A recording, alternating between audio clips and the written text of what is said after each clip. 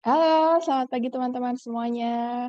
Selamat datang di acara seri webinar komunikasi internal one on one yang diselenggarakan oleh Briver dan hari ini akan dipandu oleh saya, Caliksa sebagai moderator. Terima kasih atas kedatangan teman-teman pagi ini sudah menyempatkan waktunya. Hari ini kita kedatangan tamu yang sangat amat spesial sekali. Tapi sebelumnya, kita mau perkenalan dulu. Jadi kami dari Briver adalah sebuah platform kolaborasi komunikasi yang kami sediakan bersama para praktisi komunikasi, di mana saat ini kami tengah berfokus kepada, bidang public relations dan juga brand. Nah, untuk sesi hari ini ada siapa sih tamu spesial kita? Nah, oke, jadi Mas ini adalah beliau seorang pakar, seorang internal communicator handal yang sudah malang melintang di bidangnya. Di sini ada Mas Mahfud Marzuki. Halo, Iya, selamat halo. pagi Mas Mahfud. Halo, selamat pagi Shelly. Assalamualaikum warahmatullahi wabarakatuh. Buat teman-teman juga yang udah hadir di pagi ini ya. Makasih nih Shelly udah diundang dan penjelasannya tadi tuh kayaknya masih agak terlalu tinggi nih buat saya. Oke, Masih belajar gitu. iya teman-teman semua. Jadi Mas Mahfud Marzuki ini adalah seorang internal komunikator dari Indonesia Torindo yang hari ini akan banyak sharing tentang komunikasi internal ya Mas Mahfud ya. Ya, betul. Kita ngobrol-ngobrol ya tentang komunikasi internal yang kebetulan mungkin boleh dibilang udah hampir 10 tahun lah kali ya kalau di total dari beberapa perusahaan yang saya kerjakan dan saat ini saya masih di bidang ini. Nah, kalau misalnya terlihat dari luar ya Mas ya, komunikasi internal tuh kayaknya gampang gitu ya Mas ya. Kalau orang lihat cuman ngobrol sama internal gitu. Mungkin ya beberapa orang mikirnya kayak gitu. Padahal kalau saya lihat ya dari gelagat-gelagatnya Mas Mahfud, kayak sebenarnya komunikasi internal itu tuh nggak segampang itu gitu ya. Nah, untuk lebih mengulik lebih dalam, Mas Mahfud hari ini sudah menyiapkan presentasi khusus buat kita, jadi supaya juga teman-teman nanti bisa lebih terserap informasinya, teman-teman juga bisa lebih jelas, dan nanti teman-teman bisa tanya. Oke, silakan Mas Mahfud, mungkin untuk waktu dan tempatnya aku langsung persilahkan. Baik, boleh. Ini kira-kira 20 berapa tadi? 20 menit ya untuk 20 menit ya, kita. 20 menit. Oke, kita akan coba sharingnya sekitar 20 menit. Nah, buat eh, teman-teman juga ini biar saya juga karena membiasakan diri ya agar lebih on time, boleh ya saya munculkan time code-nya atau countdown-nya supaya nanti kita sama-sama jadi kayak reminder. Saya juga reminder nih buat saya gitu. Oke, ini ada nih. Baik, saya coba mulai aja langsung ya. Bahwa Ya Mas, untuk hari ini nih kita bicara tentang komunikasi internal perusahaan 101, tapi mungkin sampai 101 item yang saya akan bahas. Saya coba bahas dari dua hal yang simple banget gitu ya. Pertama adalah tentang pendekatannya yang mungkin ini akan bicara tentang berbagai teori yang pernah ada. Tapi jujur, saya pribadi tuh nggak terlalu kuat dalam hal teorinya gitu. Jadi mungkin kalau teman-teman membaca informasi di sini, ada juga kemungkinan salah. Jadi yang lihat tuh harus juga menyaring gitu ya informasinya ya. Dan mungkin juga akan berbeda dengan praktiknya. Nah, yang bagian kedua yang dibawa adalah tentang best practice atau pengalaman-pengalaman yang pernah saya lakukan, dan ini mungkin bisa menjadi pelajaran buat saya dan teman-teman juga di sini. Yang paling simpel sih dua hal ini, tapi sebenarnya kalau dipecahkan lagi nih, nanti saya akan bahas banyak hal gitu ya, kalau dilihat di sini. Jadi nggak cuma dua item, tapi saya lanjut aja langsung ke bagian pertama yaitu approach-nya gitu ya. Approach yang pertama yang bagian di atas ini. Pertama adalah saya ingin bicara tentang objektif atau tujuan dari komunikasi internal. Yang saya rasakan, yang saya pelajari dari pengalaman saya, itu punya tujuan yang paling utama itu ada dua, yaitu keselarasan dengan tujuan perusahaan. Nah, ini yang kadang-kadang kita sering apa ya, melihat bahwa komunikasi internal ini kan cuma ngobrol mungkin ya, kayak tadi benar saya bilang. Ada yang bilang kayaknya nggak terlalu penting, itu bisa dilakukan oleh banyak pihak, bisa dari teman-teman HR gitu ya, atau teman-teman corporate communication, atau bahkan ada yang masukkan juga di ke corporate secretary. Itu biasa juga dilakukan di beberapa perusahaan gitu ya. Tapi yang saya ingin tekankan bahwa apapun dia, tujuan paling utama adalah keselarasan. Jadi kalau kita perhatikan antara pengelola perusahaan yang paling utama kan manajemen ya, dengan timnya atau dengan karyawan itu gimana cara punya satu arah yang sama. Tapi interest-nya kan beda-beda nih masalahnya ya. Misalnya hal-hal yang simpel. Kalau paling sering kita dengar adalah dari jajaran manajemen atau BOD, Board of Director kita, bilangnya adalah capai target, capai target. Kalau bagi karyawan mungkin yang paling sederhana, what's in it for me-nya adalah capai pendapatan yang lebih baik gitu, kesejahteraan yang lebih baik. Nah, gimana cara ini keselarasan ini dibangun dengan komunikasi internal? Itu yang pertama. Yang kedua adalah rasa memiliki. Nah, rasa memiliki ini harus dimiliki oleh semua teman-teman kita gitu. Ya, artinya satu tim kita di dalam sebuah perusahaan itu harus punya rasa yang sama ya. Karena banyak di antara kita, terutama kalau lihat di beberapa perusahaan yang turnover-nya tinggi, keluar masuk karyawan, itu memang terlihat bahwa seseorang karyawan itu punya target spesifik pribadinya. Bukan berarti dia tidak boleh, boleh saja. Mungkin dia punya personal karir yang ingin dia bangun, batu loncatan yang harus dia lewati. Tapi ketika dia berada di satu institusi ini, organisasi yang sama, baiknya memang dia punya benar-benar rasa memiliki. Sehingga kalau ditanyakan, contoh bagi kita di perusahaan telekomunikasi, ada layanan yang kurang baik dari kita, kebetulan memang bukan bagian saya. Nggak mungkin kita menjawab secara detail kalau ada pertanyaan, layanannya kurang bagus ya, sinyalnya lagi nggak bagus. Terus kita jawabnya, aduh sorry itu bukan punya saya, itu punya bagian tim network yang ngerti, tim IT yang paham. Nah ini yang kita akan coba hindari dengan komunikasi internal yang bagus. Gitu. Kira-kira itu dulu ya sekilas untuk tujuannya. Nah kita akan coba lanjut ke apa-apa saja faktor yang bisa memungkinkan ini berjalan dengan baik. Gitu. Saya coba petakan. Yang paling pertama adalah memetakan audiens dulu gitu. Audiensnya benar nggak dikenal dengan baik sebagai seorang internal communicator. Kita kadang-kadang nganggap kan audiensnya simple. Teman-teman kita sendiri, bahkan kita juga adalah karyawan gitu ya.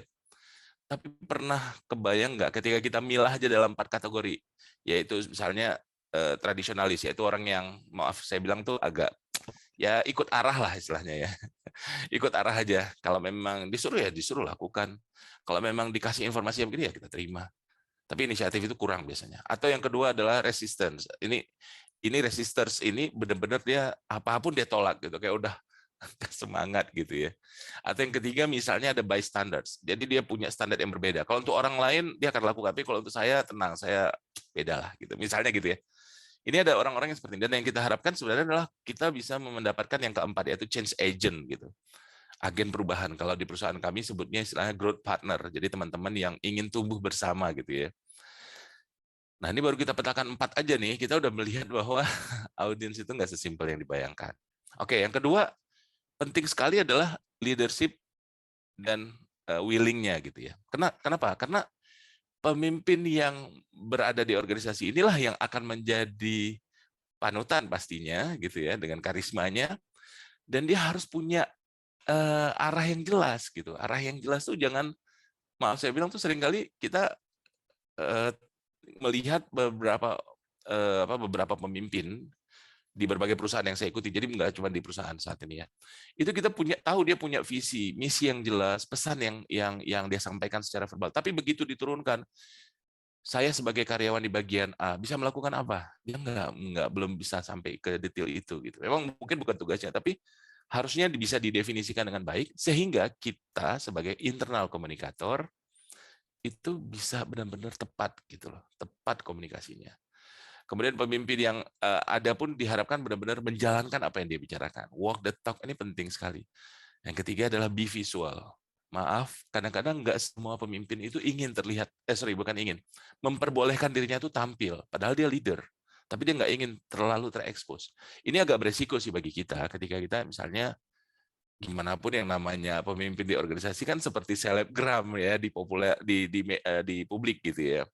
Ya kan dia seharusnya exposure, bicaranya bagus, kemudian apa ya istilahnya komunikasinya juga menyenangkan ya, walaupun mungkin secara pribadi dia punya sifat-sifat lain, tapi intinya dia harusnya benar-benar visual, tampil gitu. Yang keempat yang saya sering lihat adalah banyak pemimpin itu yang nggak mau menurunkan informasi itu secara clear ke dalam timnya. Ini harusnya benar-benar dipahami sih gitu ya. Ini harusnya benar-benar dipahami oleh seorang leader gitu. Yang kelima, yang perlu diperhatikan, apakah iklim di lingkungan kita, organisasi kita itu memberikan ruang bagi seorang karyawan itu untuk berbicara. ada nggak speak up culture ya, speak up culture yang memang secara verbal disampaikan maupun secara semangatnya benar-benar dilakukan. Karena kalau di organisasi yang perusahaan dan organisasi yang tidak memberikan ruang itu berat sih kerja kita internal communicator gitu ya. Itu dua hal yang menjadi enabler factor. Berikutnya adalah tentang bagaimana seorang internal communicator atau sebuah tim internal communication itu harus memahami konteks dan kontennya secara tepat. Ini penting banget dan ini biasa memang harus jadi sebuah standar ya. Kalau istilah saya tuh itu memang adalah cara taktiknya yang harus dilakukan gitu. Kemudian yang keempat tuh ada policy dan infrastruktur. Jadi kebijakan yang dibuat harus mendukung komunikasi internal. Karena tiba-tiba misalnya ya, kita sebagai internal communicator, polisinya tidak jelas sehingga ada informasi lain yang beredar juga dikonsumsi. Kalau yang benarnya adalah polisinya, kalau memang semua komunikasi internal itu dalam kebijakannya adalah hanya boleh disebarluaskan oleh internal communicator, maka apapun informasi itu harus dalam satu pintu gitu. Misalnya gitu. Karena kalau enggak nanti akan sangat banyak informasi yang beredar, kemudian karyawan nggak tahu yang mana yang ingin dipercaya kan. Kita harus benar-benar menjadi trusted komunikasi, sumber informasi maksudnya. Dan infrastruktur yang paling penting. Kalau nggak disiapin channel-channelnya dengan tepat ya mau gimana kita coba komunikasikan. Yang kelima menurut saya adalah kita harus buat eksekusi yang atraktif. Ini penting banget karena kita tahu seorang karyawan, kita aja sebagai karyawan, punya terlalu banyak informasi yang beredar. Kalau tidak menarik atau tidak stand out gitu, nggak akan dikonsumsi, saya yakin. Dan yang kelima tentu harus sering-sering melakukan monitoring secara reguler dan juga evaluasi akhir gitu ya.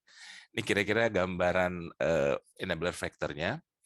Kemudian ya kalau dilihat dari beberapa tipe, saya jelaskan secara singkat saja. Memang tipe internal communication itu untuk membuat berbagai pola komunikasi itu bisa dilakukan. Misalnya yang paling sering adalah leadership generated. Ini paling populer ya, top down gitu. Jadi informasi dari atas ke seluruh timnya. Yang kedua adalah employee generated. Ada informasi yang dari karyawan kemudian ingin disampaikan atau ingin dikomunikasikan ke manajemen dan ke seluruh karyawannya. Ada juga peer to peer. Jadi sesama kita juga ada interaksinya. Yang keempat itu ada change administration, ini tentang perubahan. Komunikasi tentang perubahan ini menarik sekali gitu ya. Itu apa ya istilahnya sesuatu yang nyaman, kemudian tiba-tiba ada perubahan kebijakan, perubahan fasilitas, benefit. Itu unik sih untuk dikomunikasikan.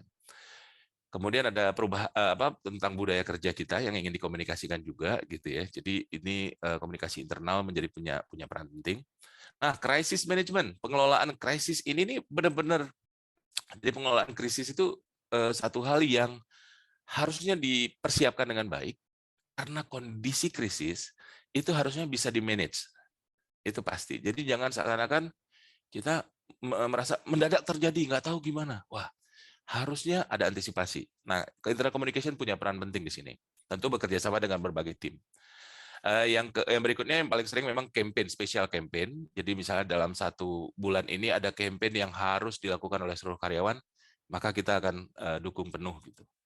Dan yang paling terakhir adalah information delivery. Ini adalah sifatnya regular. Jadi kalau saya sebutkan kategori informasinya tuh information delivery ini day by day yang akan dilakukan. Itu tentang tipe-tipe dan polanya ya. Berikutnya saya baru akan bicara tentang best practice. Ada beberapa hal yang bisa saya sharing tentang pengalaman saat ini. Saya jelaskan dulu misalnya saat ini bagaimana tim saya, tim kami gitu ya. Kami itu saat ini untuk internal communication teams, saat ini kita punya 4 staff sebenarnya. 4 staff dan selebihnya managed service. Jadi 4 itu adalah yang lead-nya, yang memanage messaging strategi dan channel, yang memanage event, dan leaders communication. Kemudian supporting managed service itu adalah bicara tentang dia copywriter, graphic designer, kameramen, dan video editor sekaligus. Jadi di situ ada support untuk kreatifnya. Kita menangani lebih dari 6.000 audiens ya. Itu baik karyawan tetap, karyawan waktu tertentu, karyawan tidak kita sebutnya non permanent employee, juga beberapa stakeholder seperti misalnya ya teman-teman dari komunitas misalnya gitu, komunitas yang ada di lingkungan. Berikutnya saya akan bicara tentang taktik. taktik ini adalah turunan dari tadi ya, bagaimana strategi kami untuk bisa memastikan komunikasi internal itu tepat. Pertama harus jelas objektifnya, ini pasti.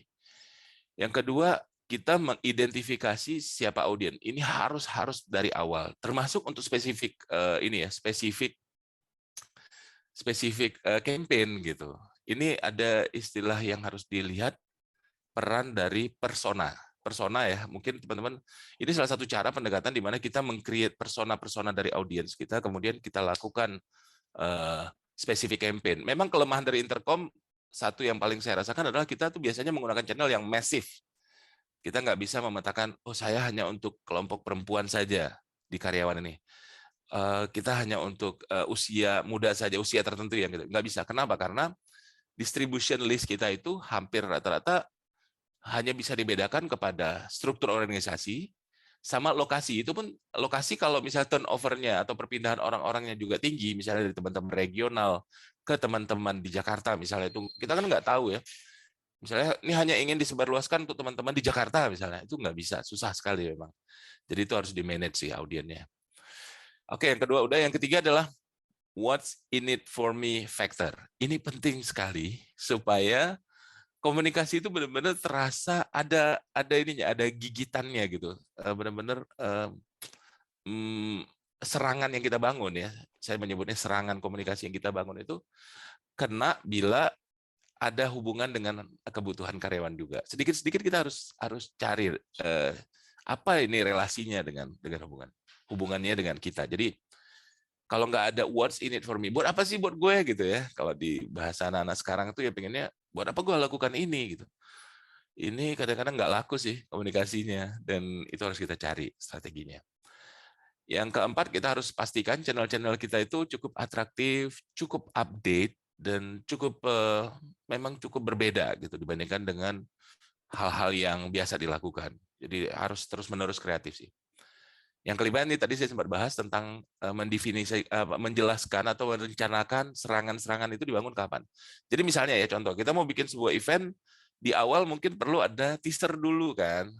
Jadi kalau istilah saya itu membangun curiosity-nya, kemudian ada tegangannya, jadi ada tension-nya, sampai aha momennya dibangun dan turunkan dengan excitement. Jadi memang harus ada story, jangan tiba-tiba jedeng aja gitu kayak nggak ada apa-apa, orang juga nggak tahu konteksnya apa gitu.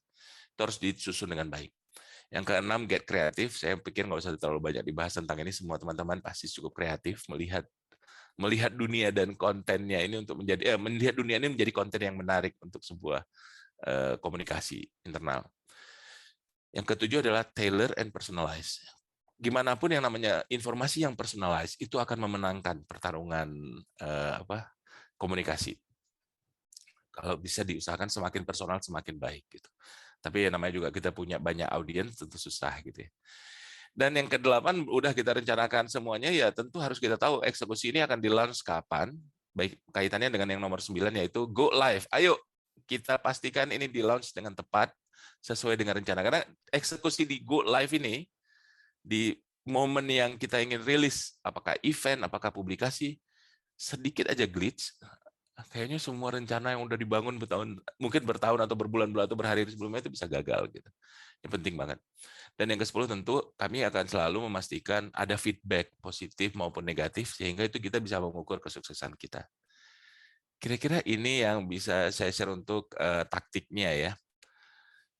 Berikutnya saya ingin jelaskan sedikit, saat ini stakeholder yang paling sering menjadi partnernya internal communication apa saja. Yang paling utama adalah HR dengan HR policy, mungkin agak kecil tulisan paling atas. Ada HR policy, development, benefit, culture transformation, engagement, business partner, ya, internal job, itu semua menjadi mitra utama dari internal communication. Kemudian berikutnya pasti ada teman-teman udah tahu kalau saat ini benar-benar yang saya sampaikan sini lah yang memang rutin tampil, ada sekitar 20 partner, yaitu HSE, Health and Safety, Brandcom, Legal, Product Knowledge yang sering menyuarakan tentang produk-produk terbaru dari perusahaan kita supaya karyawan tahu semuanya. Digital Services juga karena kita perusahaan telekomunikasi digital yang menuju terdepan di Indonesia gitu ya.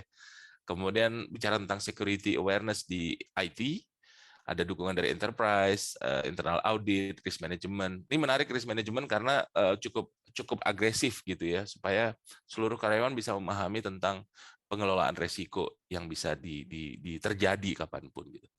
Nah, yang lain tentu ada yang pasti adalah BOD message ya. Ini BOD adalah priority utama. Bila ada CEO message atau CHRO message ya dari Chief Human Resource itu pasti akan menjadi prioritas untuk disebarluaskan. Selebihnya tentu kita tahu ada komunitas internal yang saya sebut tadi, misalnya kita punya Indosat society gitu ya, community kreatif gitu. Jadi ada teman-teman iDance untuk tari misalnya, atau iCycling, teman-teman yang komunitas sepeda. Dia punya juga event atau acara, tentu kita yang akan dukung gitu. Selain itu mungkin bisa saya highlight, corporate communication sendiri kan punya informasi yang patut disebarluaskan ke internal. Bukan hanya patut sih, maksudnya utamakan disebarluaskan di eksternal, tapi juga disebarluaskan ke internal, misalnya tentang rilis-rilis media yang mungkin bagus untuk dikasih tahu ke internal. Sorry. Kira-kira ini ada listnya untuk stakeholder, dan berikutnya adalah tentang channel. Masih ada 2 menit ya, oke. Channel kita yang paling kita andalkan saat ini dengan kondisi sekarang tentu yang berbasis digital.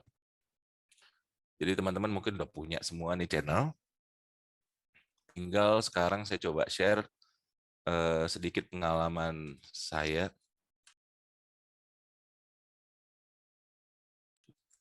Agak terbatuk-batuk nih. Jadi oke, nah terkait dengan digital channel yang saya ingin highlight mungkin kita punya semua ini, ada teman-teman udah paham mungkin pasti. Ada satu mungkin yang belum sering didengar, yaitu call tree. Call tree adalah bagaimana sistem kita menyebar informasi dari atas, dari leadernya kepada ke bawah gitu ya, sampai ke timnya. Kemudian di bawah kita akan checking point. Ini biasa dilakukan pada kondisi emergency atau special campaign. Kalau change agent tentu yang kita udah punya keterwakilan dari setiap grup, misalnya 2 orang, sehingga total mereka yang akan menyuarakan per grup masing-masing. Nah, social network saya ingin highlight sedikit, karena belakangan ini kan tentu teman-teman pasti tahu ya, bahwa kita tuh punya beberapa social network yang populer, di antaranya seperti Workplace, ada Yammer gitu ya. Saya pikir semua, nah sekarang nih ada juga satu dari Indonesia, buatan Indonesia itu dari teman-teman Extend. Tapi yang paling penting dari semua itu menurut saya adalah tentang semua platform semua orang bisa bikin, tapi aktivasinya nih yang penting. Nah, kebetulan bersama Briefer itu ada satu yang dilakukan aktivasinya bisa lebih rutin, dan ini menjadi salah satu yang bisa kita share juga di sini informasinya ya. Terakhir tinggal beberapa detik lagi saya coba share tentang bagaimana melakukan audit. Nah, mungkin pendekatan yang paling bisa dilakukan adalah mencoba, ini harus ada checklistnya juga ya. Jadi checklistnya itu adalah misalnya pastikan dulu kenapa kita harus melakukan ini. Dan checklist ini nanti bisa kita lihat ya beberapa kenapa, timingnya kapan, frekuensi apa gitu ya. Tapi yang bisa dilihat sebenarnya framework yang dilakukan oleh AMEC ini menarik. Teman-teman bisa Google juga. AMEC ini asosiasi yang memang mengukur kualitas komunikasi ya. Mereka kumpulan dari berbagai orang-orang di beberapa negara. Dan dia membuat sebuah framework yang cukup simpel bagaimana kita bisa melakukan audit komunikasi. Saya pikir itu dulu Shelly yang bisa saya share untuk saat ini, sehingga ya mungkin lebih bagus kita nanti banyak bertanya jawabnya ya, karena saya ingin juga dapetin insight nih dari teman-teman. Gitu dulu kira-kira Shelly. Oke, thank you Mas Mahfud. Keren banget presentasinya. Tapi ini nih, sebelum kita mau tanya jawab, mungkin teman-teman juga masih penasaran ya, atau mungkin juga teman-teman ada yang masih, baru-baru banget gabung ya, jadi belum tahu nih, sebenarnya Om Mahfud ini tuh siapa? Mas Mahfud ini tuh Oh kayak iya, iya kan, pengalamannya kan sekarang kan Mas Mahfud adalah internal communicator di Indosat gitu. Nah, aduh tapi itu lagi lupa sebelumnya nih. Saya coba share Sebelumnya lagi ya yang dikit. di sebelum di internal communicator nih, awal mula Mas Mahfud bergabung di Indosat atau menjadi seorang internal communicator nih kayak gimana sih, Mas? Apakah memang dari awal tuh Mas Mahfud emang, "Ya udah aku maunya berkarir di jadi internal communicator," atau justru mungkin terjebak dalam situasi di mana, ya udah gitu jadi karir yang sampai sekarang? Iya betul. Jadi ini pertanyaannya juga pertanyaan jebak dan jawabannya terjebak gitu ya. Jadi oke, sekilas saja saya punya sedikit sharing aja di bawah tentang saya. Oke, simpelnya adalah Oke, pekerjaan saya di awal dulu jurnalis sebenarnya. Jadi saya penyiar dan jurnalis di salah satu radio yang cukup populer di Banda Aceh. Saya memang lahir besar, sekolah di sana juga gitu ya. Kemudian karena pada saat itu juga masih konflik, mungkin ingat ya, kalau tahun 97 sampai, Celi udah lahir ya, 97 udah pasti. Oh, udah. Udah. Nah, Udah. kalau ingat, itu masih masa konflik di Aceh. Jadi saya akhirnya memutuskan setelah 5 tahun kerja menjadi jurnalis, bergabung dengan sebuah center untuk Aceh Peace Process gitu ya. Namanya Henry Dunan Center. Kemudian karena kondisinya ternyata lebih parah gitu, akhirnya jadi darurat militer, saya berkesempatan untuk bergabung dengan Search for Common Ground di Jakarta. Ini sebuah NGO yang bergerak di bidang konflik. Jadi saya agak banyak mainnya di area media for konflik dulunya. Karena tsunami tahun 2004 akhir, saya akhirnya pindah kembali lagi ke Aceh untuk melakukan sebuah project coordination gitu ya, coordinator sebuah project yang cukup baik untuk pengembangan media recovery gitu. Jadi ada project dari Belanda dan saya juga membangun konsultan media di sana, Info Aceh namanya. Kemudian pada tahun 2010 saya mulai karirnya di korporasi lagi. Sebelumnya kan korporasinya adalah media, sekarang saya bergerak ke sebuah industri manufacturing di semen. Sekarang dia sudah jadi Semen Indonesia, dibeli ya, artinya udah merger jadi grup Indonesia. Itu tahun 2010 sampai 2012. Nah, sampai 2000 berikutnya saya lanjut dengan sebuah perusahaan tambang emas, menjadi communication spesialis juga, dan ini di dua perusahaan ini saya sebenarnya menangani internal communication tapi tidak spesifik gitu ya. Karena banyak aspek yang harus dilakukan lah, manufacturing dan industri. Baru pada 2014 hingga sekarang saya benar-benar di internal communication. Itu tentang kerjaan gitu ya. Nah, kalau di Indosat sendiri saya udah beberapa bagian, tapi memang masih berkaitan, pernah menjadi event manager, pernah juga di culture transformation gitu ya. Jadi ya seputar-seputar perubahan lah, changing gitu, change behavior. Oke, kalau kursusnya ya lumayan, ada beberapa kursus yang membuat saya jadi berubah pola pikir sih, mulai dari tentang perdamaian tadi di 2000-an. Kemudian di sini ada satu kursus yang menarik tentang media production. Kebetulan saya dapatkan di Belanda, dan ini membicara tentang trennya. Jadi ini kejadiannya kan 2003, berarti sekitar 18 tahun yang lalu, tapi tren itu masih bisa dipakai hingga sekarang. Karena kebetulan trainernya dari teman-teman BBC dan juga Radio Netherlands sendiri gitu. Juga ada monitoring evaluation saya dapat dari sebuah lembaga di Nepal, juga tentang konflik dan sebagainya di sana ada gitu ya. Saya menjadi ambasador dari proyeknya di Belanda juga, dan yang terakhir saya ikuti sebuah kursus yang lumayan menarik tentang komunikasi perubahan perilaku di Kamboja. Yang lain-lainnya sih ada beberapa workshop, tapi menurut saya ya itu lebih ke professional course reguler ya kalau kita ingin develop. Nah, kalau ditanya formal education saya sebenarnya aduh jauh banget nih. Jauh dari apa, Mas?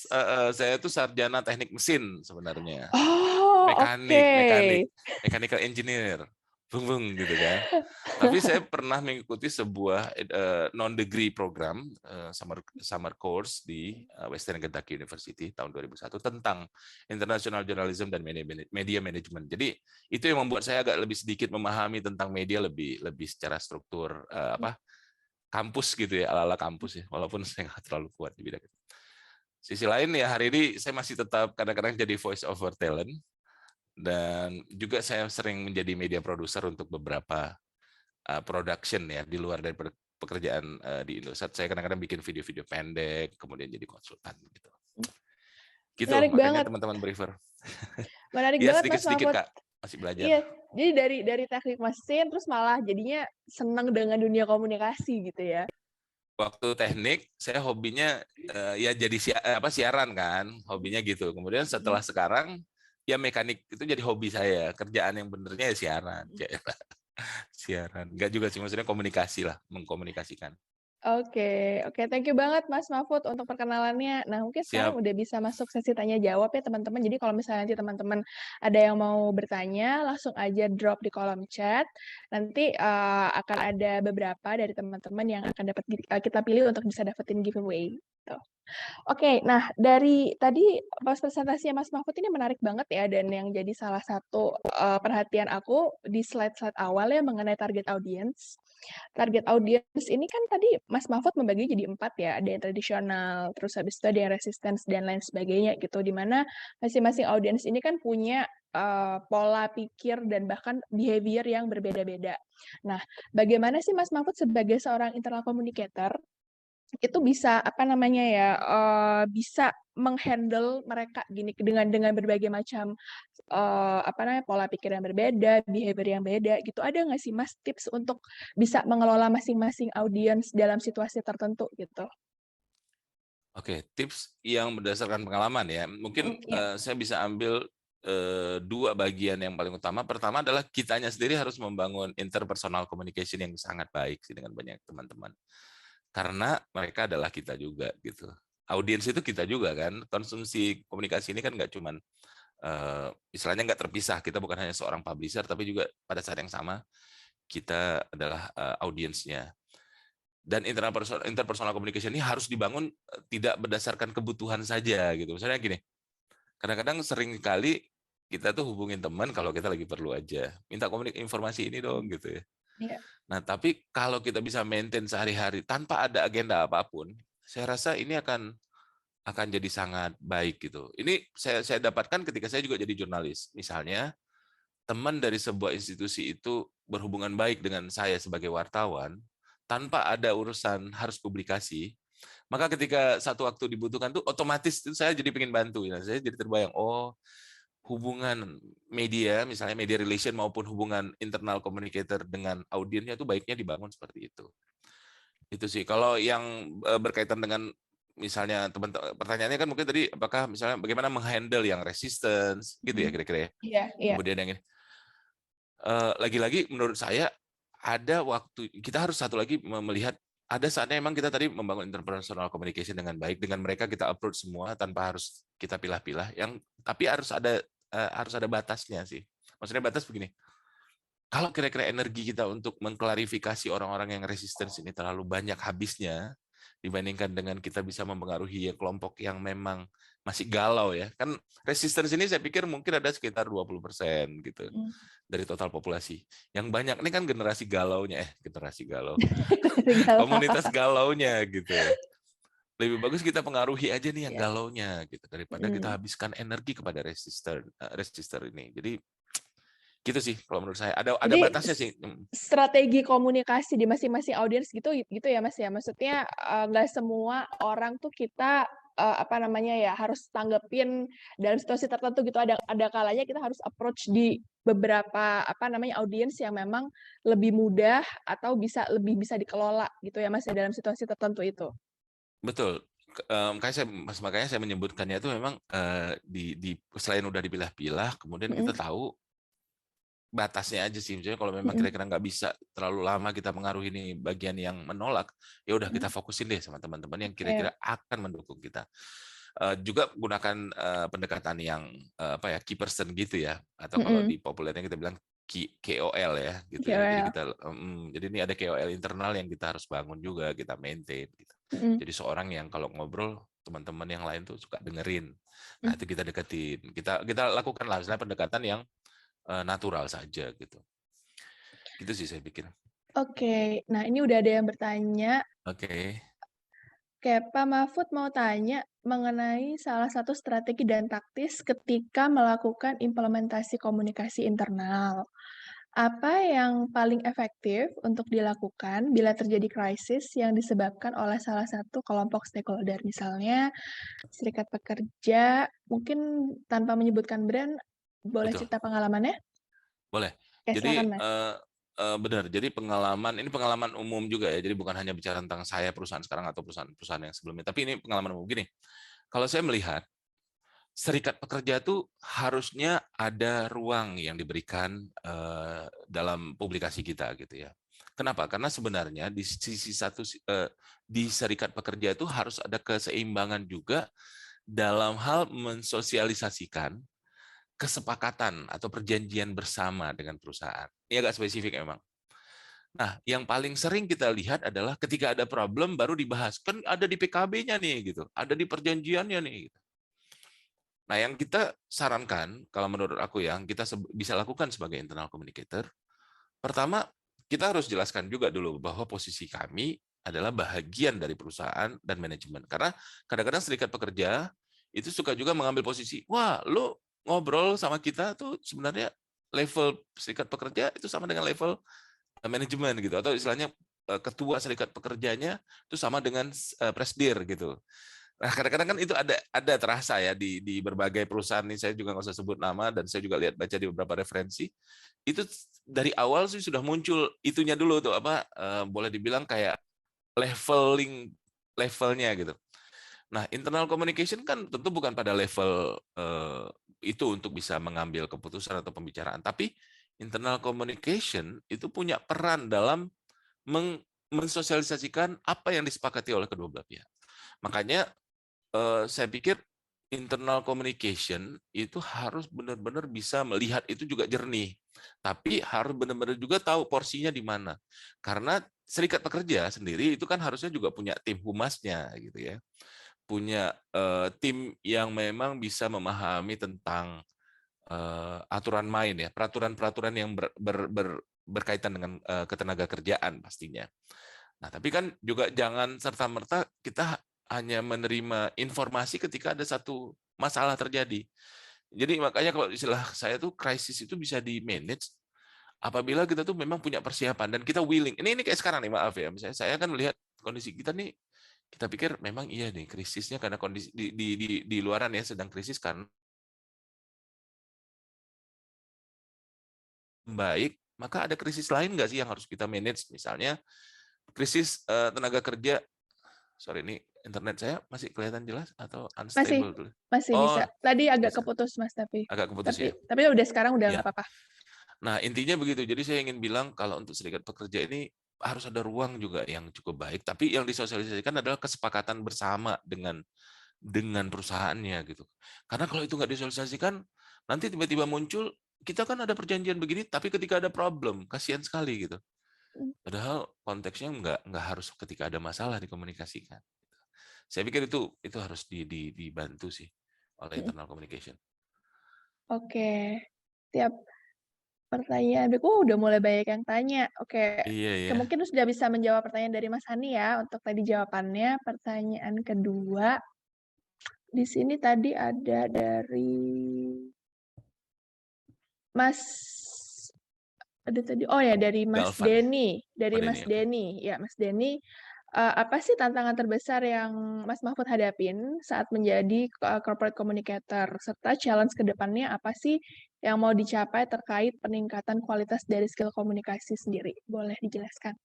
Mungkin, mungkin pertanyaan yang pertama dulu mungkin Mas, challenge apa sih, ya ada challenge nggak waktu Mas Mahfud, sekarang menjadi seorang corporate communicator? Tantangan yang paling utama ya, Mhm. yang paling mendasar adalah seorang internal communicator yang kebetulan memang sekarang di corporate communication ya. Ini yang paling besar menurut saya adalah setiap ada subjek campaign atau yang ingin dikampanyekan, kita harus cepat memahami konteks. Persoalannya kita kan nggak spesifik pada masing-masing bagian ya, yang tadi saya bilang stakeholder. Saya kan bukan orang HR atau saya bukan orang IT. Tapi begitu informasinya nyampe, dia langsung bilang, tolong ini bagaimana cara agar semua karyawan nantinya, yang dijelaskan tujuannya sih, semua karyawan nantinya itu benar-benar sangat paham security awareness IT misalnya gitu. Terus kita yang mungkin bukan orang yang sangat spesifik tentang resiko cybercrime dan sebagainya, gimana? Itu tantangan yang paling besar sih. Jadi stakeholder kita banyak kan. Mhm, Oke, saya ambil lagi contoh ketika misalnya jadi jurnalis. Ketika jadi jurnalis, saat ini banyak pula jurnalis yang agak spesifik. Jurnalis olahraga, jurnalis tentang finance, jurnalis tentang lifestyle gitu. Sayangnya di internal communication nggak bisa milih kan. Saya hanya agak iya, spesifik eh, publicator atau internal communicator yang khusus hanya bicara tentang finance. Nggak bisa gitu. Jadi kita mhm, hampir semua aspek harus paham. Nah, tentu tantangan ini akhirnya kita bagi. Cara mengatasinya kita bagi perannya. Saya akan bilang langsung cepat. Ini butuh cepat ya. Oke, timingnya gini. Target audiensnya segini. Kemudian udah jelas. Nah, content owner-nya boleh nggak bantu juga untuk menjadi copywriting. Kenapa? Karena kalau misalnya saya juga emang copywriting, lama sekali risetnya. Mereka aja menjadi seorang tim Iya, itu bertahun dia pengalamannya. mhm, Tiba-tiba saya harus mengerti mengerti tadi ya, isu tadi misalnya cybercrime, ini bahaya sekali, email phishing di kantor itu mhm, membocorkan rahasia. Wah, panjang sekali itu kalau dipelajari kan. Nah, mending kita bagi tugas, nanti ketika mereka udah kasih mungkin skripnya terlalu kompleks bahasanya, terlalu, ya terlalu apa namanya, kurang dipahami. iya gitu. Nah, Mhm, maka tugas kita lah sebagai orang komunikasi untuk membuat itu lebih simpel, lebih terukur gitu ya.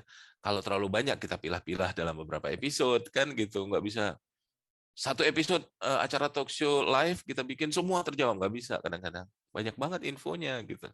Nah, itu kemampuan dari kita untuk bisa mengatasi tantangan itu. mhm mhm. Jadi Jawabannya memang kira-kira. pahami pahami konteks dulu, setelah itu, kita bisa bekerja sama dengan pihak-pihak terkait ya, karena kan somehow dari pihak komunikasi internal pun juga tidak bisa bekerja sendiri dan, apa namanya, Nggak ada bisa. ya ada beberapa ilmu yang memang, divisi lain mungkin lebih paham. Jadi kita bisa kerja sama dengan mereka juga ya, Mas, ya, untuk menghadapi tantangan Betul. itu. Makanya tadi kayak saya tadi bilang, saya tuh hampir lebih dari 20 stakeholder yang rutin ada di Mhm kita. Dan itu yang kita manage hari ke hari. Gitu mhm. kira-kira. Oke. Terus dari Mas Dani, pertanyaan keduanya adalah challenge ke depan apa yang mau dicapai terkait peningkatan kualitas dari skill komunikasi? Oke, kalau skill ya, ini skill pribadi maksudnya kan, skill Skill iya, skill heeh. Iya, skill-nya iya. Mas Mahfud sendiri. Iya, saya sendiri sampai hari ini aja sebenarnya saya ingin jadi satu apa ya, satu momen untuk saya bisa belajar dari teman-teman nih. Kalau boleh nanti ada pertanyaan yang sekaligus juga sharing apa tantangan yang dihadapi. Karena begini, ketika saya kerja di dalam sebuah perusahaan, kadang-kadang saya hanya lihat area saya saja gitu kan. Nah, saya ingin jujur pribadi ingin tahu tren-tren yang terjadi di luar perusahaan. Nah, ketika perusahaan lain mungkin punya tren dalam channel yang baru gitu, kemudian punya tren dalam menjawab masalah dengan kekaryawanan. Itu juga menjadi satu hal yang ingin saya kembangkan skill saya. Sehingga makanya saya begitu ada tawaran dari briefer gitu kan, ayo kita ngobrol. Oh ya boleh dong, saya ingin sharing pengalaman saya, tapi juga kalau boleh ada teman-teman nih gitu yang bisa Mhm sharing juga pengalamannya atau menjadi tantangan apa, sehingga kita coba cari ya mungkin pendekatan dari saya bisa memberikan solusi bagi teman-teman. Atau mungkin kalau saya nggak bisa jawab, saya ingin mikirkan nanti suatu waktu kalau terjadi seperti apa yang dialami oleh teman-teman, ya mungkin saya bisa dapatin sesuatu insight baru. Intinya secara skill saat ini ya memang saya ingin ngembangin pemahaman yang lebih global lah ya tentang internal communication. Karena nggak banyak pula nih kebetulan apa pelatihan tentang internal communication, mhm. agency tentang communication aja partnernya terbatas banget Iya, gitu. betul. Karena rata-rata PR ya Iya, hampir semua kebanyakan external communication memang, external Mas, ya. communication, Mhm. betul. Gitu Oke. kira-kira. Oke, kalau gitu mungkin sudah bisa menjawab pertanyaannya Mas Denny tadi. Selanjutnya dari Mbak Juliani, Pak Mahfud, apakah semua perusahaan apakah Bagian mempunyai internal. bagian internal communication, Pak? Dan bagaimana jika perusahaan tersebut tidak mempunyai, bagian internal communication? Perlu nggak sih dibuat? Ya, benar. Jadi pengalaman saya membuktikan perusahaan dengan skala kecil populasinya atau karyawannya memang tidak menggunakan spesifik divisi gitu ya untuk atau grup yang menangani itu. Jadi perhatian yang pernah saya lihat itu terhadap jumlah populasi mungkin pengalaman saya itu di atas 700 karyawan itu baru udah ada internal communication khusus. Tapi kebutuhannya ada dimanapun perusahaan, itu masalahnya. Jadi saya pernah kerja kan yang di perusahaan manufacturing yang semen itu kan karyanya waktu itu di bawah 700 orang. Tapi saya akhirnya menjadi plan information manager karena ada kebutuhan bagaimana mengkomunikasikan proses ini dalam hal safety, itu yang paling utama gitu ya. Ya. Dalam hal produktivitas. Tetap ada sih kebutuhannya, tapi itu kayaknya menjadi satu boleh dibilang bukan bagian utama sih sayangnya. Tapi kalau udah di atas 700 atau 1.000 karyawan, saya yakin sudah pasti ada karena udah nggak mudah menanganinya ya, karena Mhm banyak sekali populasi yang harus di manage gitu. mhm. Oke. Oke, semoga bisa Gitu kira-kira menjawab ya. dari Heeh. Mbak Juliani tadi.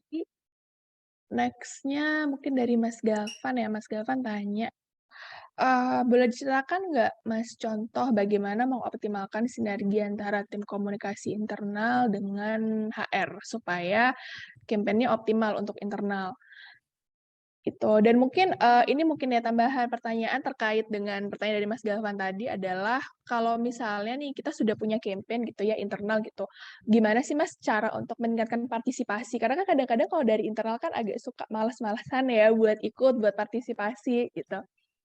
Oke, silakan Mas Mahfud. Iya, oke, berarti dua hal ya. Pertama, kalau misalnya ditanya contoh, kebetulan memang seperti saya sebutkan tadi, HR adalah partner paling utama nih ceritanya. Kenapa? Karena di dalam teman-teman HR itu ada elemen yang sebenarnya harusnya ada juga, yaitu employee communication. Jadi mengkomunikasikan semua kebijakan, benefit, apapun lah, policy ya, policy pasti. Em, dengan satu lagi ini work life balance-nya itu gitu. Mungkin teman-teman ingat bahwa di HR pun kan ada yang mengukur tentang, kalau kami ini sekarang ya, kita cerita aja. Setiap pagi kan sekarang online absennya itu ada juga, ada poin selain tentang kondisi kesehatan, juga ada poin tentang mood-nya misalnya. Level mood hari ini bagaimana gitu, antusiasnya kita. Nah, itu juga di survei. Kemudian juga tentu teman-teman HR punya yang disebut tadi eh,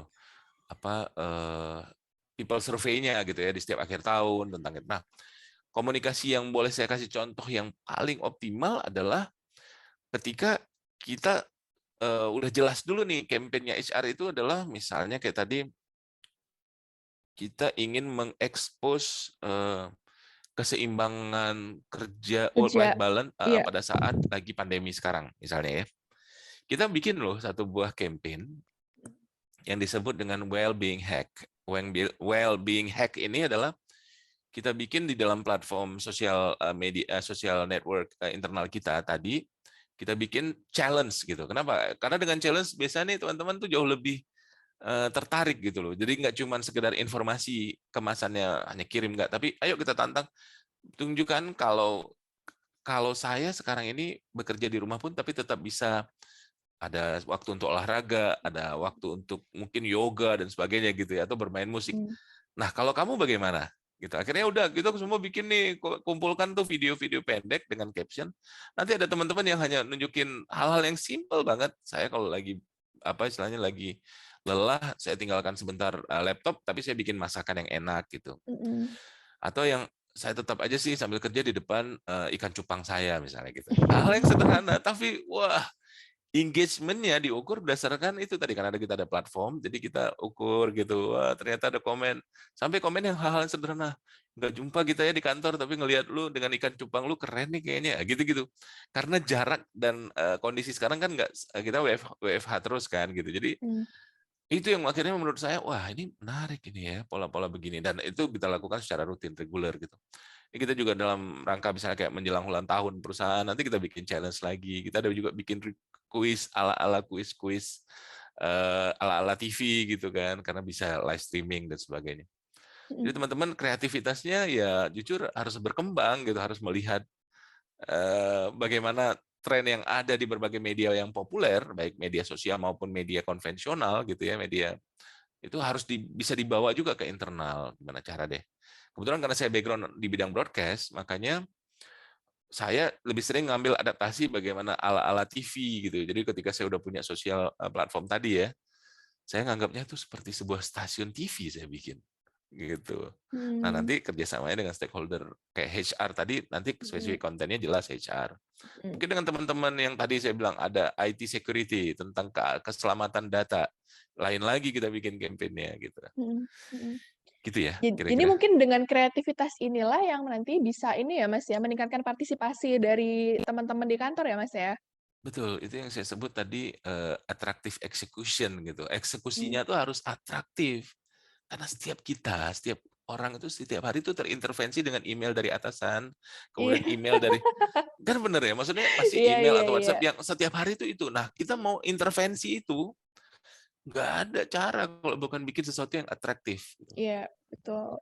Ada yang mau didengar, bahkan kalau kita cuma dengan gaya yang sama email dari atasan, kemudian kita imbangin dengan email dari internal communication. Bisa-bisa nih email dari internal communication tuh ada fitur auto delete misalnya ya. Iya, Begitu masuk delete dia nggak baca gitu ya. karena hampir sama secara bahasa, nggak ada bedanya dikiranya atasannya. Nah, makanya kita gunakan channel lain, intervensinya banyak Oke, beragam channel tadi saya udah sempat sharing. mhm. Gitu kira-kira. Oke oke, semoga bisa menjawab pertanyaannya Mas Gavan ya. Oke, selanjutnya ini pertanyaan dari Mbak Neneng ini menarik sekali. Nah, Mas kalau misalnya nih, bagaimana sih kita bisa menyampaikan pesan kalau misalnya perusahaan kita merger? Misalnya dulu Indosat dengan Orido, lalu sekarang kan Indosat Orido dengan, Hutchison. Gimana Mas bentuk kolaborasi atau cara menyampaikan pesan kita kalau perusahaan kita sedang merger? Iya, yang jelas mergernya adalah keputusan dari pemilik perusahaan gitu ya. Yang mungkin boleh saya coba sharing adalah kebetulan bukan pengalaman sekarang juga dari beberapa perusahaan sebelumnya saya ada perusahaan yang juga sifatnya merger. Merger ini kan perubahan ya perubahan yang cukup signifikan ya dari kepemilikan gitu ya dari kita udah tahu mungkin manajemennya udah berbeda banget nantinya gitu. Yang harus kita komunikasikan secara clear adalah apa keputusan dari pemilik perusahaan memang haknya owner untuk memutuskan itu gitu. Jadi sama satu lagi kita berikan bahwa ada opsi-opsi juga yang disampaikan oleh perusahaan untuk teman-teman memanage kekhawatirannya, mengelola kekhawatiran. Kan yang agak susah dari perubahan itu adalah kekhawatiran, bukan? Iya, Jadi kalau berubah nanti gue udah nggak gini lagi. Yang namanya juga mhm comfort zone kadang-kadang terlalu nyaman dengan posisi yang sama misalnya. Wah nanti gue akan ada orang lain akan ini. Itu yang harus dikomunikasikan dulu sebenarnya. Dan percayalah kalau saya lihatnya kekhawatiran itu kalau dikomunikasikan akan sedikit banyak membuka ruang agar eh, apa ya istilahnya tidak meledak gitu, tidak meledak pada satu problem yang lebih besar lagi. Ini saya pelajari bukan hanya di dalam hal isu merger, tapi dalam hal krisis waktu saya memahami ya kebetulan perjalanan karir saya di jurnalis itu kan saya memahami krisis saat konflik, mhm kemudian saat bencana tsunami, kemudian satu lagi sekarang saat pandemi. Jadi kalau dilihat momen eksternalnya itu agak banyak sih kejadian yang membuat saya ngambil pelajaran. Oh iya pada zaman konflik sebenarnya konflik bisa dikurangin bila ada komunikasi yang cukup baik. Tapi kita yang mhm tahunya kan konflik itu muncul ketika sudah terjadi perang, ketika sudah terjadi tembak-tembakan dan orang terbunuh. Kita baru tahu itu. Nah, itu juga yang mhm bisa kita lakukan di berbagai komunikasi, termasuk tadi di mhm internal, komunikasikan tentang komunikasi itu harus dibangun secara clear, kemudian humble gitu, humble tuh dan tulus gitu apa adanya aja, terbuka. Walaupun ya tentu ada confidentiality yang harus dijaga gitu ya. mhm Tapi selagi memang pemilik perusahaan mengatakan ini tolong disampaikan, nah sampaikan dengan benar-benar sampai gitu. Kemudian juga ada kekhawatiran apa, sampaikan. Kita kan juga membantu ya mendapatkan feedback dari audiens. Ada mhm kekhawatiran-kekhawatiran seperti ini, suara-suara seperti ini, ya kita sampaikan bahwa Pak ini ada ini concern begini, apakah ingin dijawab? Atau mhm Ibu ada begini begini begini dari karyawan, apakah ingin diberikan klarifikasi? mhm Bila itu ada, sampaikan benar-benar sehingga tadi terbukalah komunikasi itu. mhm. Paling sering kan nggak dikomunikasikan tuh yang jadi masalah sih. Iya. Gitu. Nah, tapi Mas ini, kalau misalnya ini tadi situasi krisis ya. Situasi krisis itu kan ada di mana kalau, karyawan, kemudian, para jajanan pimpinan itu tuh ada situasi panik ya, paniknya tuh yang bener-bener panik banget gitu kan, yang kadang-kadang tuh orang bahkan diri kita sendiri juga susah untuk nge-handle situasi panik tersebut gitu. Mas Mahfud pernah nggak mengalami situasi yang kayak gitu? Dan gimana sih Mas cara meng-handle situasi panik yang, yang terlalu berlebihan gitu ketika ada sebuah isu atau krisis yang lagi menyerang perusahaan? Nah, ini cerita cerita Shelly ini saya yakin hampir dialami oleh kita semua nih yang ada di sini juga ya. Mhm Tapi yang saya ingin sering highlight adalah kalau ada seseorang menyampaikan informasi yang sifatnya emergensi dan ya bisa menimbulkan kepanikan, coba perhatikan yang dia sampaikan informasinya atau paniknya yang dia sampaikan, gitu loh. Karena nih misalnya saya, karena kalau kita harus cermat banget ya. Misalnya nih ada orang panik, maaf nih, misalnya atasan atau siapapun lagi. Mahfud, Mahfud, ini pokoknya begini, begini, begini. Ini harus ini segera. Pokoknya hari ini juga gini. Nah, itu menurut saya kepanikan sih. Kepanikannya yang ditransfer. Padahal seharusnya dia akan jelaskan. Saya paham ini kondisinya udah sangat mendesak gitu ya. Coba diperhatikan, bisakah kita menemukan cara agar karyawan begini, begini, gini gitu ya. Itu yang harusnya di-sharing. Kalau tidak, misalnya itu tidak jelas, maka tugas kita sebagai internal komunikator untuk bilang, tenang, tenang dulu, sebentar. Mungkin nggak bisa tenang juga gitu ya, tapi sebentar. Boleh saya tahu basic-basic yang tadi itu yang dasar sekali. Ini konteksnya apa? Kapan mau dicapai gitu ya? Siapa orangnya? Itu aja dulu. 5W1H aja dulu deh misalnya gitu ya. Dan channel baru nanti kita akan pilih channel mana yang paling tepat gitu. Kemudian yang mana yang bisa kita prioritaskan. Ada yang perlu digeser apa? Yang udah masuk ke dalam antrian, oh kayaknya perlu digeser nih. Materi publikasi ini harus naik, yang ini nih segera gitu. Yakinlah bahwa ketika kita bisa mengimbangi itu, kalau kita ikutan panik, gagal ini, yakin saya. Iya, Wah, ini Mahfud gini gini gini gini. Terus Mahfud juga, ya bener juga Pak. Pokoknya gila nih. Lari lari lari. Kayaknya terus nggak ada solusi. nggak ada solusi gitu. Maksudnya itu yang dan ini latihan ya. Saya pun juga bukan bicara apa. Ketika dulu awalnya saya pernah meliput dengan apa? Pernah malam, agak malam kita bisa ngelihat peluru itu berdesing, duing duing duing gitu ya. Itu kan ukurannya antara meleset dikit aja gitu.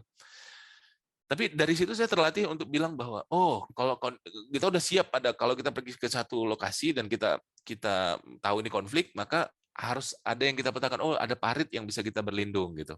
Oh ada area untuk ya. Nah itu juga di internal communication. Ketika kita menjadi seorang internal communicator, kita harus menyiapkan diri setiap hari. Setiap hari nih, sorry. Mungkin 20% paling kurang kalau di weekend atau 40% di hari ke hari itu untuk menerima ke dadakan itu, apa tahu bulat yang digoreng dadakan itu. Jadi informasi yang tiba-tiba itu harus kita siapkan. Kita harus prepare untuk itu. Saya selalu bilang sama tim, 40% dari waktu kita harus kita prepare untuk hal-hal yang sifatnya akan terjadi dadakan. Dan itu terjadi. Yang udah kita siapin, segala ini mau dirilis hari ini ya, ini mau dinaikin hari ini mau dibikin event hari ini. Sebentar, geser semua hari ini. Karena ada yang lebih penting. Gitu, gitu sih. Itu biasanya mudah-mudahan cukup cukup aman begitu. Setiap hari Oke. dalam kepala tuh, ntar ya, ini kayaknya ada sesuatu, gitu aja. Tapi walaupun itu nggak terjadi, jadi kita udah Tapi tetap prepare lah ya, karena ya itu tadi banyak kejadian dadakan segala macam. Kalau misalnya dari timnya nggak siap, semua panik, satu kantor panik. iya, jangan iya benar-benar. Oke. Itu dia kondisinya. Nah, oke, ini ada pertanyaan dari Mas Asep. Pak Mahfud, apakah ada pengalaman menerapkan behavior change seperti melarang merokok di perusahaan tanpa menimbulkan konflik, terutama pada pekerja yang produktivitasnya tinggi? Juga yang perokok aktif dengan jumlah 25% pekerja. Kondisi di mana HR ini kan biasanya tidak enggan terlibat secara langsung karena senioritas dan produktivitas. Nah, kayaknya kalau masalah ini banyak banget ya, Mas, ya, terjadi di perusahaan ya. Kayak biasanya karyawannya mungkin pada jam-jam tertentu mereka harus ngerokok dulu ke bawah, buat bisa meningkatkan, daya pikir segala macam, gitu. Iya, mungkin saya spesifik apa ya, nggak pernah mengalami yang benar-benar kayak case begini. Tapi saya coba lihat dari tantangan ini. Saya menganggap ini sebagai sebuah tantangan ya, gitu ya.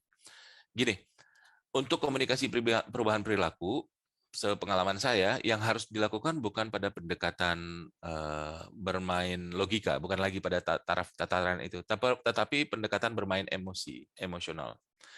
Jadi, kalau mau lakukan campaign, coba lakukan sesuatu yang berbau emosional.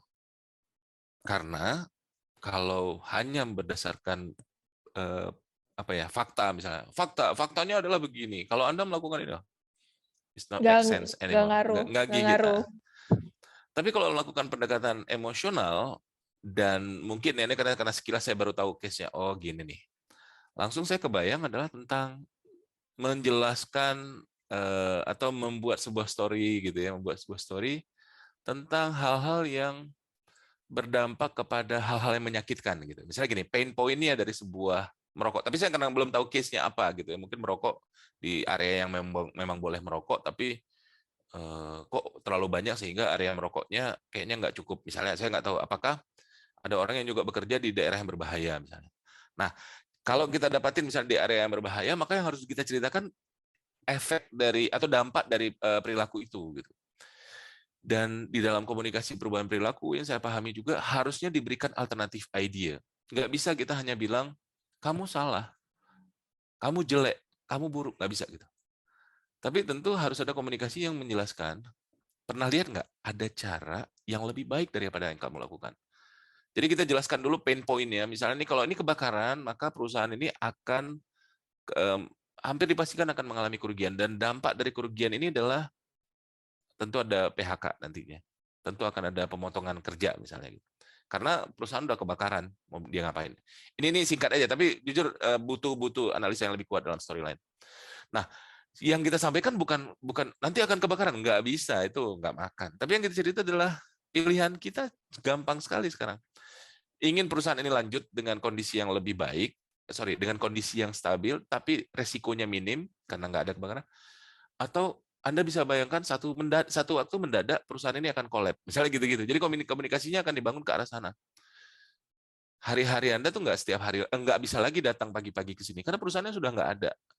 Lokasinya sudah terbakar. Misalnya gitu. Jadi dibuat cerita sih, Mbak. Storytelling menjadi salah satu pendekatan yang jauh lebih efektif gitu ya. Mhm. Ini analisa sekilas saya. Jadi kuncinya pertama jangan dibangun kalau perubahan perilaku jangan bangun dengan komunikasi berdasarkan fakta gitu, Iya, tapi harus ada story-nya ya, supaya juga para emosional. teman-teman karyawan bisa tergugah lah ya hatinya. Benar Gitu ya, gitu. Mas, Itu ya? jauh lebih mungkin. Iya. Itu ya kira-kira Pak Asep ya, Mas Asep ya. Mhm. Oke, nah masih tentang SDM nih ya, Mas, ya, pertanyaan dari Mas Hani adalah, bagaimana sih mendorong SDM di sebuah perusahaan menjadi agent of change? Karakteristik utamanya tuh apa? Karena kan sebenarnya, change agent ini kan akan menjadi seorang internal KOL ya, gitu, dari perusahaan. Nah, Iya. gimana, Mas? Oke, kalau saya bilangnya begini, change agent itu punya fungsi selain internal influencer atau KOL, juga adalah ambasador, itu udah pasti. Dan kita pinginnya duta perusahaan ini bukan hanya mereka, semua karyawan lah gitu ya. Sayangnya semua karyawan juga tidak punya common interest yang sama. Iya, Selain betul. selain common interest-nya adalah income gitu. Kita semua bergabung di perusahaan ini karena kita butuh income-nya. Jarang ada orang, ya saya datang kerja tapi saya nggak butuh gajinya, itu jarang. Ya, jadi common interest kita harus sama tuh. Itu satu ya. Mhm. Selain itu biasanya akan penuh dengan perhitungan pastinya. Ya, sorry, bukan berarti orangnya hitung-hitungan, tapi pasti akan ada, karena bukan bagian gue, kayak tadi ceritanya ya. Kan ini kan Mhm. bukan, kalau ada yang bertanya tentang produk A, ya gue bukan bagian itu. Gue orang, misalnya katakan, gue orang finance, gue nggak ngerti produk, misalnya gitu ya. Nah, yang bisa bisa dilakukan menurut saya internal communication adalah pertama kita jelaskan tentang kekuatan dari kolaborasi. Karena sering sekali apa ya? Ya, lagi-lagi karena kita setiap hari punya kegiatan rutin, itu aja bidangnya gitu ya. Kita jadi mengabaikan bahwa yang berperan dalam menjalankan perusahaan ini bukan cuma kita loh gitu. Nah, ini yang Iya. harus kita maintain banget gitu ya. Jadi teman-teman ingat bahwa kamu pun dapat gaji itu karena ada teman-teman yang jualan di lapangan, misalnya gitu. Iya. Mhm. Mhm. Jadi kalau misalnya lu nggak ada, maaf kata bisa jadi itu yang dipakai tuh teman-teman yang di lapangan tetap akan dipertahankan. Nah, misalnya gitu. Oh iya ya, nah jadi appreciate lah terhadap itu. Itu hal yang kecil-kecil. Nanti kita bisa lagi-lagi ya sebagai internal komunikator harus rutin cari konten-konten yang bagus untuk dipublikasikan, untuk dikampanyekan. Saya Mhm. pikir gitu, Shelly. Jadi Mhm. kolaborasi adalah cara yang paling kolaborasi adalah bahan komunikasi yang harusnya menjadi senjata utama ketika kita tadi butuh itu ya, butuh adanya change agent. Oh ya, satu lagi. Change agent di berbagai perusahaan baiknya memang dibuat dalam satu keputusan gitu, aturan main. Walaupun mungkin bukan dalam satu peraturan perusahaan yang saklek gitu ya. Jadi misalnya saya ingin punya change agent, terus saya lakukan approach kepada BOD. Kebetulan kan Intercom sama level BOD itu lumayan sering lah ya. Kita ngobrol, Pak, ini gimana cara agar setiap grup di bawah direktorat itu mengirimkan 2 orang. Nah, jadi harus dipilih dulu orangnya, Mhm. dibangun, baru teman-teman itu peran kita adalah memaintainnya. Memaintain dengan cara memberikan ruang buat mereka untuk berekspresi. Kalau KOL tapi nggak ada ruang untuk publish, kayaknya nggak ada faedah Nggak juga dia sih. iya. Heeh. Mhm. Akhirnya di tempat saya, ini maaf lagi nih ceritanya, karena saya lihat KOL itu adalah sesuatu yang memang harusnya sering tampil gitu ya. Mhm. Akhirnya KOL ini saya ajak dulu untuk di awal-awal dan sampai hari ini berjalan untuk jadi penyiar atau host di acara-acara internal. Jadi kita nih punya satu grup yang berisi hampir sekitar 30 ya, 25 MC atau penyiar-penyiar gitu. Karena kita kan punya banyak program ya, nggak hanya program yang serius seperti webinar atau apa, tapi ada juga program-program hanya muterin lagu, sing along gitu kita bikin gitu. Jadi ada keseimbangan lah antara program-program serius dengan program-program yang entertaining gitu ya. Hmm. Nah, jadi KOL kita rata-rata seorang penyiar, karena di situ dia juga kemudian belajar bagaimana dia bisa bicara, kemudian menyampaikan ide-idenya dengan lebih tepat. Dan juga sering mereka menjadi script writer untuk caption-caption di sosial media. Itu pasti. Jadi nanti Hmm. kadang-kadang kita sharing, ini gimana nih, tolong review dong, ini bisa nggak kita rilis di sini gitu. Iya. Nah, itu mereka yang akan lakukan. Itu praktek langsungnya sih. Iya, Kalau teorinya saya nggak kolaborasi ngerti. kolaborasi lebih ini ya, Mas, ya, lebih penting banget gitu untuk bisa membangun Betul. si agent of change dan juga storytelling tetap ya, karena kan kita Penting. pasti butuh ya storytelling untuk disampaikan. Nah, ngomongin soal storytelling atau narasi sendiri, ini, Mbak Neneng ada pertanyaan, apakah, Mas Mahfud, internal communication ini membuat narasi sendiri ataukah inline dengan, corporate communication? Oke. Tuh. Kalau ini jujur nggak setiap saat bikin apa satu narasi gitu ya. Tapi memang harus inline. Yang membedakannya adalah bila ini adalah arahnya ke publication, maka internal biasanya sangat inline. Hanya angle-nya yang berbeda. Mmm, Tapi oke. bila ada sebuah informasi yang ingin dirilis ke internal duluan dengan alasan supaya dapat konteksnya duluan nih karyawan, baru nanti dirilis keluar, maka biasanya kita akan bikin sebuah komunikasi yang berbeda dari hal narasi, artwork-nya, tampilannya juga beda, sampai kepada tujuannya jelas-jelas berbeda. Maksudnya begini, kalau katakanlah saya ingin launching sebuah produk A, sebelum di-launch, yang dilakukan di internal biasanya mengkomunikasikan UAT-nya, trial-nya. Coba dulu dong ke internal. Nah, itu ada satu seri komunikasi sendiri. Yang kedua, ketika ada problem, pasti dia ketika coba dia sampaikan ya. Jadi harus ada feedback mekanismenya. Jadi dibuat di mana nanti kalau ada masalah, tolong sampaikan produk kita ini akan di-launch kapan gitu ya. Yang ketiga, ketika pada saat mau launch, apa yang dilakukan oleh karyawan? Karyawan mendapatkan informasi tentang detail produk ini dan ayo sampaikan ke teman dan keluarganya. Kita akan rilis informasi ini. Nah, yang keempat, begitu informasi ini ada di luaran, teman-teman karyawan kan udah merasa, wah, gue udah lebih tahu nih, gitu ya. Mhm. Karena sering sekali produk-produk dulunya sih mungkin ya, bukan nanya di sini, tapi sering sekali karyawan tuh sedih gitu ya. Kok udah ada itu produk itu di iklan ini, kami nggak pernah Tapi tahu kita gitu. nggak tahu, iya, Heeh, ya kayak gitu. gitu, heeh. Ini makanya kalau yang begitu-begitu internal communication punya peran penting untuk memainkan apa istilahnya bukan bukan rasa eksklusif tapi tadi rasa yang saya sebut rasa memiliki gitu Iya, loh. sense of proud ya, Mas, ya, sense of proud Bangga, dari heeh. teman-teman internal, iya. Coba lihat deh ada teman-teman di berbagai perusahaan tuh kalau misalnya dia gue punya produk punya merchandise ini tapi eksklusif gue aja karena kami karyawannya misalnya gitu ya. Mhm, Padahal itu iya, dibangun hanya untuk membangun hype dulu sebelum iya. produknya launch. Gitu kira-kira jawabannya untuk hal ini ya singkatnya. Oke, sip, thank you, Mas Mahfud. Nah, terus ini ada Mas Denny nanya, apa sih yang wajib dihindari saat menyampaikan pesan ke stakeholder? Karena kan pesan kan, harus disampaikan dengan baik gitu, tanpa ada kesannya kayak menggurui gitu ya, Mas, ya. Nah, boleh dijelaskan nggak, Mas? Yang wajib dihindari ya pertanyaannya ya, wajib Iya, dihindari. wajib dari heeh, karena kan sebenarnya, ada kan mungkin stakeholder-stakeholder yang lebih senior daripada Mas Mahfud, atau bahkan memang Betul. mereka yang benar-benar junior gitu kan.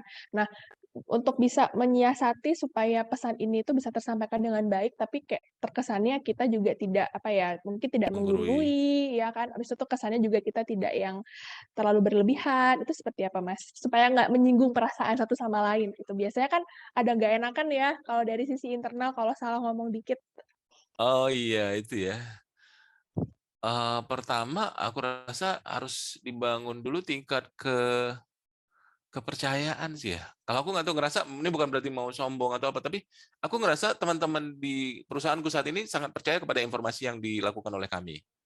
Sehingga katakanlah mau segmen usia yang berbeda, senioritas yang berbeda, atau eh, ya lebih lama atau lebih duluan kerja di sini, itu biasanya nggak lagi pengaruh kepada kita nih karena mereka tahu bahwa informasi yang disampaikan lebih valid dan bahkan menjadi referensi. Jadi seringkali Kadang-kadang nih ya, karena dia tahu aku orang internal communication atau internal communicator-nya, Mas ada info nggak tentang kejadian yang akan datang ini gitu? Apa yang akan dibahas dalam town hall berikutnya apa kira-kira boleh di-share nggak? Udah begitu sih, udah mereka yang nanya gitu ya.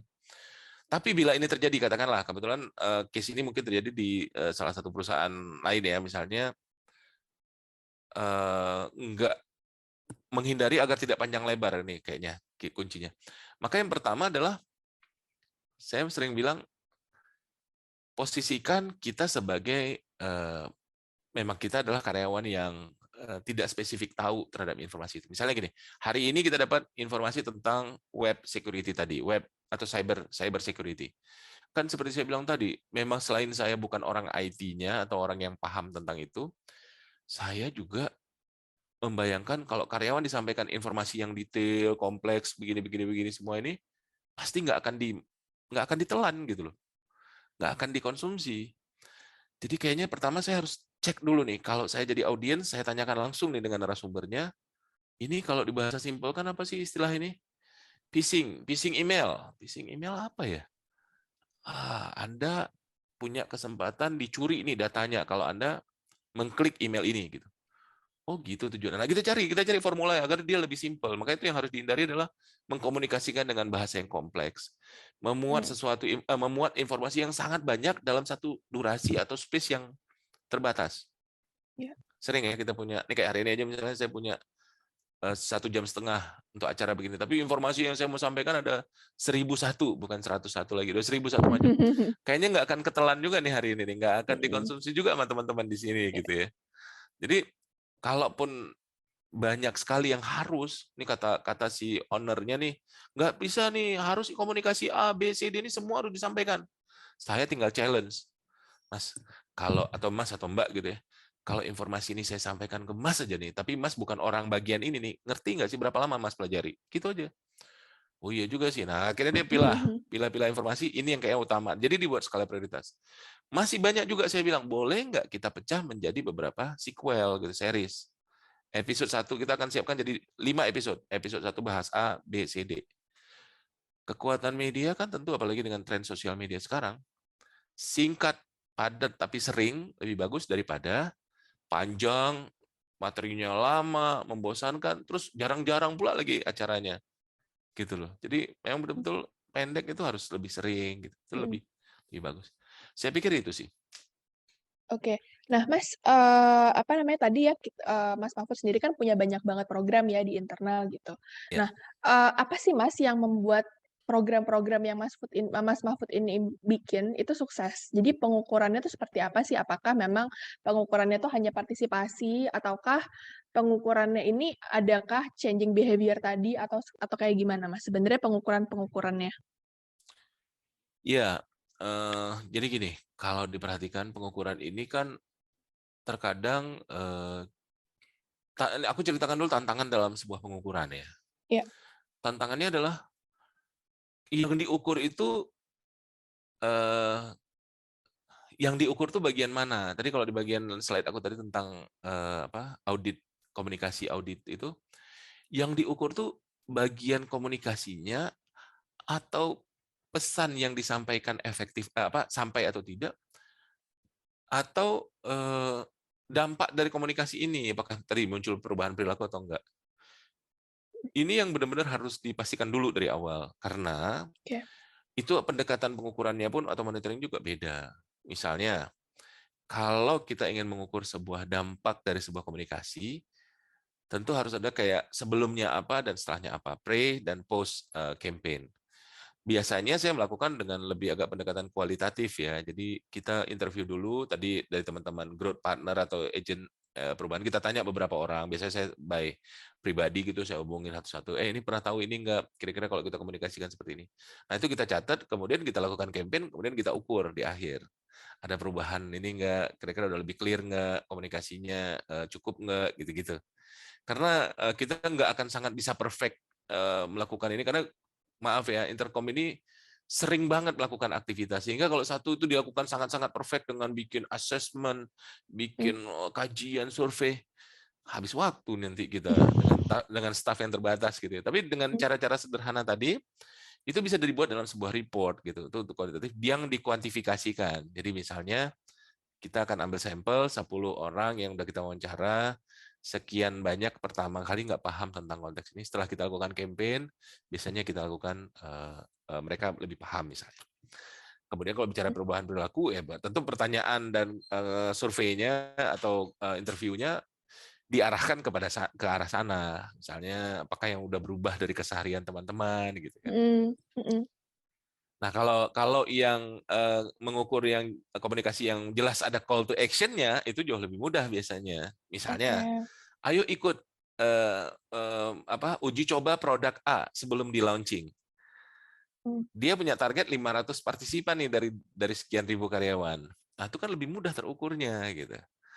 Kalau satu channel yang kita rilis ini nggak cukup kuat, dia akan kasih, aduh yang daftar masih 200-an, 300 orang lagi nih gitu. Itu kita akan bilang, oke kita lakukan ini ya, tambahan dengan ini, kita mainkan di event ya, jangan lupa pendekatan ini, gitu kan? Itu langsung kita mainkan tuh channel-channelnya. Nanti di akhir dia akan lapor, udah sampai 550 loh pesertanya loh gitu. Nah, udah terukurnya mudah.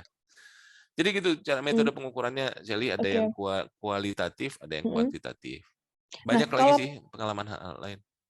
kalau platform, nah ini nyambung ke pertanyaannya Mas Hani bahkan, platform yang untuk bisa ensure engagement antar karyawan tuh apa sih, Mas? Kan selama ini kan mungkin program-program semuanya kan ini ya, by online gitu ya. Nah, selama penerapan WFH 1,5 tahun ini tuh platform apa sih, Mas, yang bisa digunakan untuk ensure engagement antar karyawan ini? Iya, tadi yang saya sebut kan kita menggunakan platform social network internal gitu ya. Jadi bukan Mhm. lagi portal. Kalau portal, jujur kami juga udah nggak begitu aktif lagi. Hanya portal ini hanya digunakan untuk sharing dokumen doang. Jadi misalnya, ayo kita lihat di mana ketentuan perusahaan seputar benefit misalnya, benefit apapun Mhm. ya itu ya. Oh dia ada polisinya, ada ketentuan perusahaan sekian, di sini ambil sumbernya. Atau aturan cuti misalnya, silakan lihat di sini gitu ya. Mhm. Nah, kalau platform yang kita pakai saat ini social network gitu, benar-benar kayak kita punya sosial media tapi hanya di internal. Nah, Mhm. itu memungkinkan kita untuk melakukan berbagai program yang saya sebut seperti saya punya sebuah stasiun TV sendiri gitu. Oke.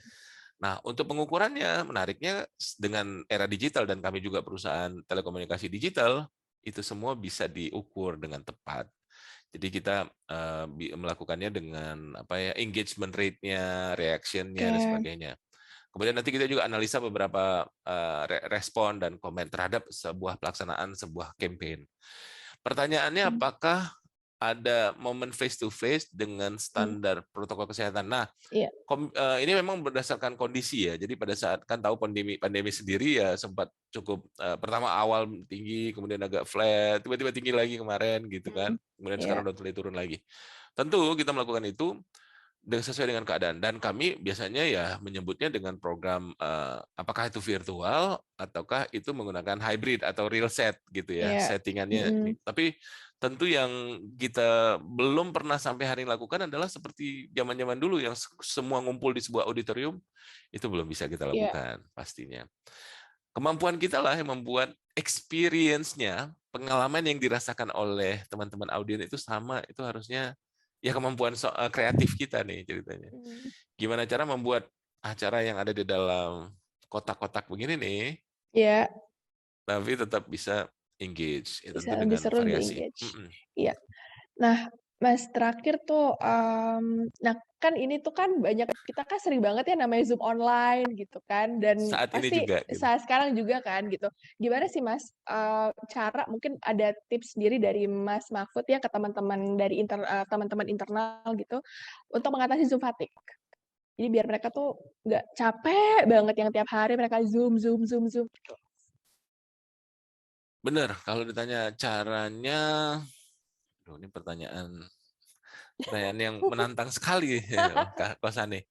Karena sayangnya belum ada channel yang lain, tapi mungkin treatment-nya aja yang beda kita bikin gitu. Mhm. Mmm. Pertama, kami ya pribadi setiap hari itu meeting itu memang melelahkan apalagi kalau dibuat yang udah di luar jam Jam kerja gitu kerja, ya. iya. Heeh, jadi Mhm. itu kadang-kadang memang artinya energi yang kita siapkan untuk kan kita biasanya preparing diri ya, menyiapkan diri untuk jam sekian sampai jam sekian kerja. Iya.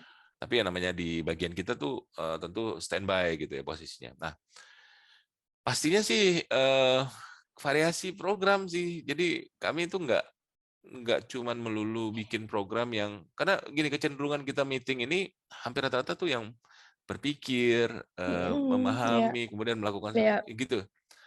Ada nggak gitu? Ada nggak cara lain tetap di layar begini tapi lebih fun? Ya ada. Makanya saya bilang ikuti pola-pola yang sering di dalam dunia broadcast kita sebut ya edutainment atau infotainment program gitu. mhm. Jadi jangan cuman melulu hal-hal yang serius gini Mhm. ya. Maksudnya Ada nggak sih, Mas, apa namanya, kayak program yang misalnya tuh karyawan, ya udah kalau Zoom tuh terakhir cuma sampai jam segini doang gitu, atau misalnya kayak membatasi maksimal Zoom berapa kali. Itu ada nggak sih, Mas, program-program kayak gitu? Kalau di itu kebijakan timnya policy Mas? dari HR. Ada kan, Oke, teman-teman dari HR ada melakukan itu gitu. mhm, Nah, itu yang kita komunikasikan. Kita memang udah ada polisi, bukan ada polisi, memang ada informasi atau email dari direktur HR tentang memanage jam kerja, karena itu memang menjadi kebijakan gitu. Tapi ya lagi-lagi kan kadang-kadang kebutuhan ini berbeda-beda, bagaimana sebuah tim atau leadernya memanage waktu kan mhm. gitu ya. Kadang-kadang kalau dibilang, enggak, memang keadaannya kebutuhannya begini-begini ya, tapi tentu kalau semua dianggap prioritas, udah bukan prioritas lagi namanya. Iya, Kalau semua dianggap penting, udah nggak ada yang lebih penting lagi gitu iya, kan. Tentu iya, harus ada dipilah-pilah sih pasti. Nah mhm, kalau itu makanya saya sebut bahwa Intercom mensosialisasikan policy. Nah kalau polisinya ada, sangat-sangat baik. Di kita ada sih memang polisinya untuk membatasi meeting, memang sesuai dengan jam yang ada. mhm. Oke, nah mungkin pertanyaan paling terakhir buat, dari aku ya, kalau misalnya nih Ya, Mas, untuk mulai karir nih jadi seorang internal communicator atau kayak bagaimana sih sebenarnya cara memulai untuk menjadi seorang internal communicator tuh nih kayak kayak gimana? Mungkin teman-teman di sini ada yang pengen seperti Mas Mahfud gitu kan, kayaknya internal communication lebih menarik deh daripada external communication gitu. Gimana Mas mulainya? iya, ini balik lagi ke soal apakah terjebak atau menjebakkan diri ke dalam ini ya gitu ya. Tapi jujur saya masuk Indosat memang dengan posisi sebagai internal communication gitu. Jadi memang Mhm, ini yang bagi saya